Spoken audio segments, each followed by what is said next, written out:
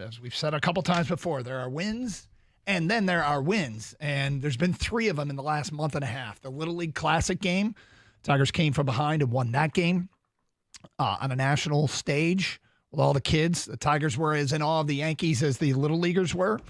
Then there was the Parker Meadows Grand Slam in the top of the 9th in San Diego on a 3-2 pitch going the other way to come from behind to win that game 4-3. And then there was last night, give up a grand slam early. They scratch and claw and chip away and win a dramatic game in Kansas City, 7-6. Scott Anderson, when did you pump your fist or yell the loudest? What was the moment? Because I had a moment. I think the loudest, I think it was the double play. When they turned to double play. So we're talking about was it the bottom of the 8th? Bo Brisky pitching, first and second, nobody out. Let me double check. Brisky gets a strikeout on a 100-mile-per-hour pitch. Bo Brisky touching 3 digits. Although I guess technically it was 99.5. They rounded up on the graphic to 100. And then the next pitch was the double play. The ground ball to Cole Keith, flipped it to Sweeney, who put a throw in the dirt, and Torque scooped it. No, that wasn't it. That wasn't it? Of course it was. Oh, okay. I was like, was there another double play? You just described like everything that happened. Okay, I was just making sure. Yes, it was that double was. play. That may have been. I mean, that's the bottom of the 8th inning. You're hanging on to a 1-run lead, and you get that. I mean, it's just wildly impressive the way that they were able to go about doing it. And I don't know. There were so many moments where the fist was raised in the air. Expletives flying out of my mouth with the word "yeah" that follows it. Blank, yeah. Yeah. The windows open in my house last night. Neighbors all around. I should check the next door app and see. How'd the dog handle it? She stayed outside. She was like, "You're crazy. Okay. You are nuts. I'm staying outside." And she's nuts for other reasons, looking for chipmunks in the middle of the night. But it was loud in my house, and there were lots of moments. And it's when you see players come up to the plate and you just dread. There's like a laundry list of players that have haunted Tiger fans for years. Mm-hmm. And Bobby Witt Jr. is going to be that guy. He's right there with Jose Ramirez. I don't want to ever pitch to Jose Ramirez. I don't ever want to pitch to Bobby Witt. And I'm watching as things are unfolding, and I'm like, oh, crap. They're going to have to face Witt. What are they going to do? He comes to the plate, and I think was it the 7th inning? It was the 7th inning. And I'm like, just walk him. Just put him on base. You don't need to pitch to him. Just put him on base. It's it also keeps a double play in order. Not that you did need a double play. I guess you could have used one there. But just put him on there. It's okay. Runners at first and second, I'm fine with it. With 1 out, that's good. But no, they battled him.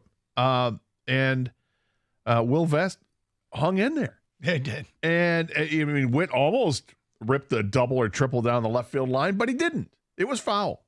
Just a strike. And then it gets him to pop up. Mm-hmm. That was pretty loud. That was a loud moment, too.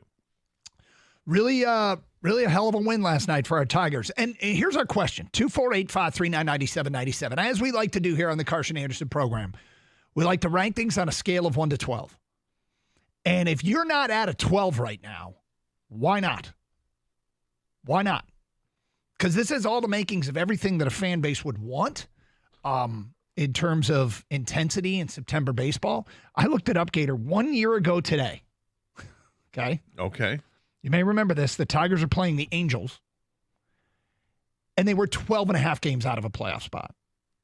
That's 1 year ago today. 2 years ago today, the Tigers had a game scheduled with the Chicago White Sox, and the Tigers were 25 games out of a playoff spot. Oh, boy. 3 years ago today, the Tigers were playing the Tampa Rays, and they were 12 games out. Okay, so here we are on September 17th. They're a game and a half out. By the end of today, they could be a half game out of a playoff. By tomorrow, they could be in a playoff spot. In a playoff spot. Well, let's just say they're a game and a half out now. And they are indeed a game and a half out now. And last night was one of those games that, they fall behind 4-0. And, Colt Keith comes up in the first with runners on first and second, 2 outs, pops out. Comes up in the third with the bases loaded, 2 outs, grounds out. Comes up in the fifth down 5-2 with a runner at second. Yahtzee. He goes yard. And it was great to see Cole Keith come through. The Brisky appearance where he puts 2 on with nobody out, reaches back and finds 100. 100. And they were talking. It's funny because Andy Dirks on the broadcast, he was talking specifically because it was Brisky was pitching, and he said, he's got that 95 an hour heater, but he can dial it up to 97, and then boom, he hits 100. Like, wow. Yep. Now, not only can he dial up to 97, he can take it up another notch, and it's just I think that tells you how the players are feeling right now. Dude. And there's adrenaline pumping through these guys because they've got an opportunity in front of them, and they want to capitalize on this. They did not.